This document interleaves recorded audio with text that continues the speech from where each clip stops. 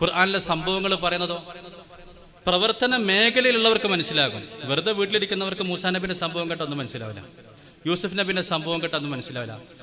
ചലനാത്മകമായ ജീവിതത്തിൽ നിന്നുകൊണ്ട് ദീനീ പ്രവർത്തനം നടത്തുന്നവർക്ക് ഖുർആനിന്റെ ഓരോ സംഭവങ്ങളും അവരുടെ മുറിവിൽ മരുന്ന് തേക്കുന്നതായിട്ട്, അവരുടെ മുറിവിനെ ഉണക്കുന്നതായിട്ട് അവർക്ക് മനസ്സിലാകും. മൂസാ നബി അലൈഹിസ്സലാമിന്റെ സംഭവം പറയുന്നതാണ് സൂറത്തുൽ ഖസസ്. അതാണ് പറഞ്ഞു തുടങ്ങിയത്, അതിന്റെ സംഭവങ്ങളാണ് മുഴുവൻ പറഞ്ഞതും. അത് പറഞ്ഞിട്ട് അവസാനം പറയാണ് നബി തങ്ങളുടെ ഇന്നല്ലദീ ഫറദ അലൈക്കൽ ഖുർആന ലറാദ്ദുക ഇലാ മആദ്. അങ്ങേക്ക് ഖുർആൻ അവതരിപ്പിച്ച അല്ലാഹു, ഖുർആൻ ഇറക്കി തന്ന അല്ലാഹു താങ്കളെ മക്കയിലേക്ക് തിരിച്ചെത്തിക്കുക തന്നെ ചെയ്യും.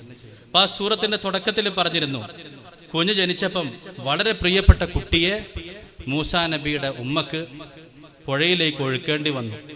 ആ സമയത്ത് ഉമ്മയോട് പറഞ്ഞ വാക്കുണ്ട്, ഇന്നാ റാദ്ദൂഹു ഇലൈകി വജാഇലൂഹു മിനൽ മുർസലീൻ. ആ കുഞ്ഞിനെ നിങ്ങൾക്ക് തിരിച്ചു തരുന്നു മാത്രമല്ല, കുഞ്ഞ് റസൂലായിട്ടാണ് തിരിച്ചു വരിക.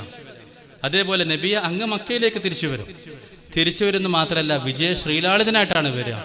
അപ്പൊ അതേ വാക്ക് ഇന്നല്ലദീ ഫറള അലൈക്കൽ ഖുർആന ലറാദ്ദുക ഇലാ മആദ്, മക്കയിലേക്ക് തിരിച്ചു കൊണ്ടുവരും, നിശ്ചയമായിട്ടും അല്ലാഹു താങ്കൾ എവിടെ എത്തിക്കും എന്ന് പറയുമ്പോൾ സ്വാഭാവികമായിട്ടും നബിതങ്ങളെ സംബന്ധിച്ച് നമുക്കത് വെറും പാട്ടാണ്.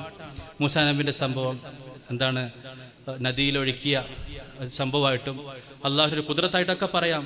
നബിതങ്ങൾക്കത് ഒരു സംഭവമാണ്, അള്ളാഹുവിൻ്റെ കുദ്റത്തിന് അതിനേക്കാൾ ഉപരി നബിതങ്ങളുടെ ജീവിതത്തിൻ്റെ രേഖയാണത്. ഏറ്റവും ഇഷ്ടപ്പെട്ട ആ ഉമ്മാന്റെ മടിത്തട്ട് വിട്ടുകൊണ്ട് മൂസാ നബിക്ക് പെട്ടിയിൽ പുഴയിൽ ഒഴുകേണ്ടി വന്നു, നബിതങ്ങൾക്ക് ഗുഹാമുഖത്ത് ഇരിക്കേണ്ടി വന്നു. ഇമാം തബരി രേഖപ്പെടുത്തുന്നത് കാണാം. ആ ഗുഹാമുഖത്ത് നിന്ന് ഇറങ്ങിയപ്പോൾ നബിതങ്ങൾ മക്കയിലേക്കുള്ള വഴി കണ്ടു. തങ്ങൾക്ക് മക്കയുടെ അത്ര ഇഷ്ടമുണ്ട്, സ്നേഹമുണ്ട്. ആ സമയത്ത് അള്ളാഹു ഓർമ്മിപ്പിക്കുകയാണ്, തീർച്ചയായിട്ടും അങ്ങേക്ക് ഖുർആൻ അവതരിപ്പിച്ച അന്ന് അള്ളാഹു മക്കയിലേക്ക് അങ്ങയെ തിരിച്ചു കൊണ്ടുവരിക തന്നെ ചെയ്യും. മൂസാ നബിയുടെ ഉമ്മയുടെ മടിത്തട്ടിലേക്ക് മൂസാ നബിയെ തിരിച്ചു നൽകിയതുപോലെ, അദ്ദേഹത്തെ നബി ആക്കിയതുപോലെ തീർച്ചയായിട്ടും അങ്ങ് വരും.